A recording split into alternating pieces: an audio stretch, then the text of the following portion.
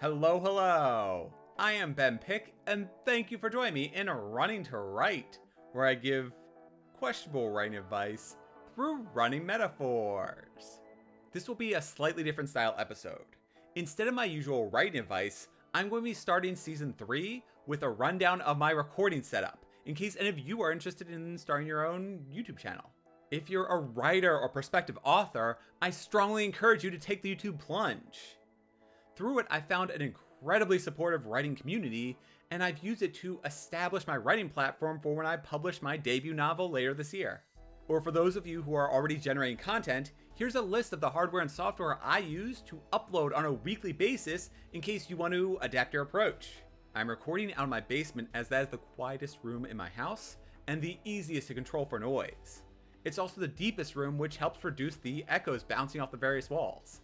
Figuring out all those pieces took numerous troubleshooting practice recording sessions. Do a run through in whatever room you want to use so that way you can get the best audio, video, and lighting configurations. If you want to go back to my earliest episodes, you can see how far I've advanced in real time since I started recording back in the middle of 2019. For those of you paying attention to my channel, you'll realize that I took a long time editing those first batches before I was comfortable uploading them in April of 2021. Don't do what I did. Do not wait to post. Viewers are forgiving of content that's not the best visually or might appear amateurish, so long as it's genuine. The worst thing I've done for my channel is postpone uploading my videos. Here is a rundown of the tools I use to record. I'll go through a tally of total pricing at the end. I record in my basement using two soft lights that are as close to 45 degrees as I can get them, as I'm limited by the walls and the arrangement of the room. This is one of the two ES DDI 20x28 inch soft lights I use. Soft lights are bright and balanced as the light isn't directly hitting me due to the sheet covers over the lights. These are available on Amazon for $82. There are other options for lighting which may be cheaper, such as a ring light, which is about half the price. I may experiment with a ring light in the future to see if I can get more of a natural look. You can see one of my cheap solutions to absorb sound was to hang an old dog blanket on the wall. The one window in the room is a perfect size to shove two pillows in and hold up the blanket.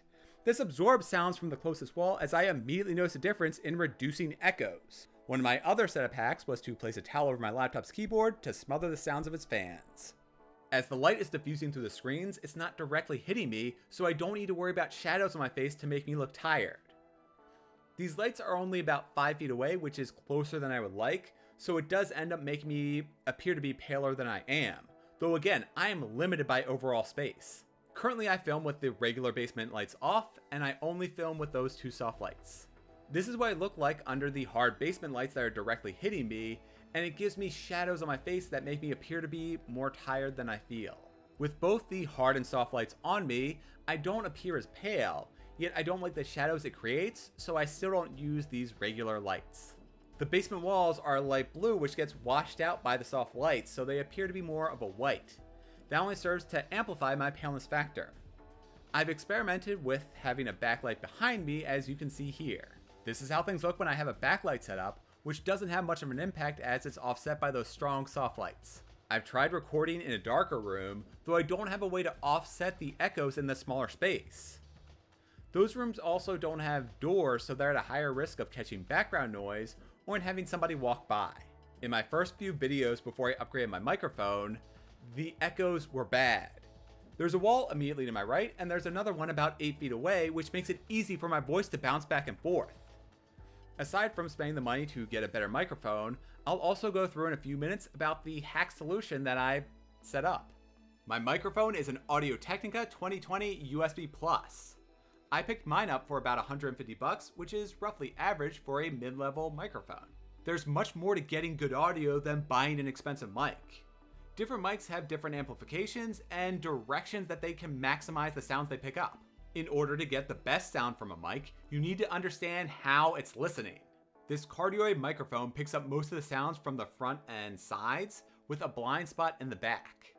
Think of the best audio range for my Cardioid microphone as a heart shape, where the side facing me is the bottom and the back picks up almost no sounds. This is perfect for me as the laptop I use for recording runs loud. Angling the mics back towards the computer to minimize the sounds of spinning fans made my voice come through much cleaner. This mic doesn't catch the best sounds from the top, which was a problem a few weeks back when I knocked the stand and it fell forward, and I had to clean up most of the quality in post. An alternative to the Cardioid microphone is the omnidirectional mic, which as the name implies can pick up everything in a 360-degree range and then some. The Yeti is a great omnidirectional mic that I know of, and it can come in as little as $70. It also can be set up to pick up sounds like the heart-shaped Cardioid range. There are also directional microphones which can be placed on top of a camera and are intended to only pick up what they're facing. This is ideal if the person is standing further away from the microphone or if they are directly in front of it.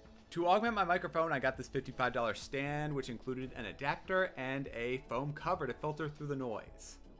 Originally my microphone was set up on a tripod which didn't give me that control for its location, and that made it catch a lot of background noise. I tried to fix that issue by setting up a cardboard backing wrapped in cloth, which works about as well as it sounds. By that I mean, not at all. I am much happier using my microphone stand to position the mic exactly where I want it, and that has greatly reduced the background noise. My sound kept picking up my house's heating unit and the computer's fans, so the first purchase I made to upgrade my setup was the microphone. The $150 investment made a monumental difference on my sound quality. I've seen Yetis going for $100, and I know of a Snowball which can go for about $70, so there is a lot of range in terms of cheaper microphones to use. For most YouTube channels though, a $300 to $900 mic is overkill. A built-in microphone on a phone or computer can work especially for a YouTube channel just starting off. Moving on to the visuals, I'm using a Logitech HD 1080p webcam. I bought mine for about $120, but the model I have is now at $60. I think this works fine for me. This is on the list of tech to upgrade at some point, but it's not high on that list. I clip the webcam to the top of my computer as I record. It does some auto light correction and in my opinion is a decent camera. A computer's built-in camera or a cell phone can work just as well. Honestly, this can be an optional improvement for hardware. Now for the extra setup hacks. Here's the recording rig I put together. My laptop sits on the adjustable desk which was intended for indoor biking. The camera is situated on top of my laptop. This keeps the shot steady unless I get careless and knock the sides of the rolling legs or something comes up and I accidentally bump it while getting back into the seat. I adjust the camera using an Ace hardware balancer because I'm all about professionalism. I have a coffee table for the microphone and a small desk for my second laptop where I keep my scripts and the mouse for my recording laptop. While that is a lot for a front-end investment, there are plenty of shortcuts you can take to offset that cost, such as using your cell phone and not buying everything all at once so that you're buying it over time. Knowing that I wanted to have this studio set up, I started buying the tools I would need as far back as 5 years ago. Also, I used this webcam at my last job when I was doing virtual apps tech teaching, so it had the added bonus of helping my professional career. That being said, I will recommend getting a new microphone first. Cell phones can take great video, so an extra $100 to buy a new camera wouldn't have as noticeable of an impact as getting a new microphone. Lastly, I am not a professional videographer. I can only show the tools I use and the results of my research. The last piece to bring everything together is software. Here's a live demo of me using Wondershare to edit this episode. I use Wondershare Filmora to record and edit. The only good thing I can say about it is that Wondershare is cheap. I bought a lifetime license about 3 or 4 years ago for $120. Back then, it ran reasonably well. I did my research, and of all the relatively cheap video processing tools, this one had the best community for support. I'm emphasizing the community as Wondershare's help desk is all but non-existent. I'll keep this rant short. After missing 3 meetings they scheduled to resolve my issue, the Wondershare team was unable to fix my problem. Basically, Wondershare desyncs the audio and video at an exponential rate. It's negligible until I record past the 10-minute mark. Then my mouth stops matching what I'm saying. As I record in batches and do multiple takes, this is a manageable problem. Anytime where the desync occurs, I can edit in post frame by frame to better line everything up. However, in my first 10 videos, I didn't understand Wondershare's issues, so I had to continually manually adjust the audio by trimming pieces 2 frames at a time and adjusting from there. In most cases, I could make this passable. In others, it was distracting. That was an absolute pain, and the primary reason it took me over a year to start uploading on a weekly basis. This seems like it's not a widespread issue among other users though. Also, Wondershare Filmora's newest versions are trash. I'm intentionally using a version from several years ago, as Wondershare is the equivalent of Microsoft Office, meaning they took a useful tool and tanked its functionality. When I last updated, Wondershare ate my video and audio to bring back that desync issue, only much more severe as it applied to all video. Each Wondershare upgrade highlighted more and more paid features so that it slowed down the video processing and editing. There is a way to reduce this by changing a preference setting, yet that didn't fully resolve the problem. The first issue with the upgrade broke all my videos, and the second was a minor inconvenience during editing. Long story short, I downgraded to the first version I had, which worked faster and cleaner than modern Wondershare. Unfortunately, when I went back to that version, I lost my custom banners, video transitions, and set images. I managed to recreate some, but not all of those because it still doesn't quite look right to me. So, choose your editing software well. I went with the best of the cheap options, and it shows. Though there is a reasonable community for troubleshooting, you're better off not bothering with the official Wondershare support team. Wondershare has worked for my needs, though the editing software is at the top of my priority list of things to upgrade. This is pretty basic as a tool, and most of the other similar software that I've seen looks and feels just like Wondershare, so I'm not losing anything by transitioning to another tool. You don't need to buy some expensive video editing software like Wondershare Filmora, as there are free pieces of software out there that are equivalent so long as you aren't doing anything too complicated. If any of you out there know of a better tool than Wondershare Filmora, please let me know. I'm already doing research to try and find a replacement. To bring everything together, this is the tally I spent for my YouTube channel. For lights, the two ES-DDI soft lights came to $82. For video, I use a 1080p external webcam, which was $120 several years ago, but is now $70. If I were to start now, I'd still spend the extra $50 to get a better model.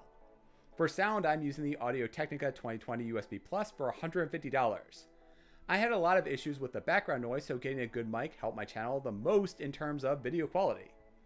To further improve my audio, I got the microphone stand and adapter for $55. Lastly, I used the video editing software called Wondershare Filmora for $120. That makes the total for my current recording studio come in at about $520. I am Ben Pick, and thank you for joining me in Running to Right. If you enjoyed this revealing video of my recording setup, then please press those like and subscribe buttons. Let me know in those comments if you're upgrading your own recording setup and how it goes. Do you agree with my opinions, or is everything I said wrong? I post my running and writing progress on Instagram and Twitter as Running to Right, so be sure to follow me and join in with your own thoughts. See you next time. Until then, consider your own setup and decide whether you want to overhaul it.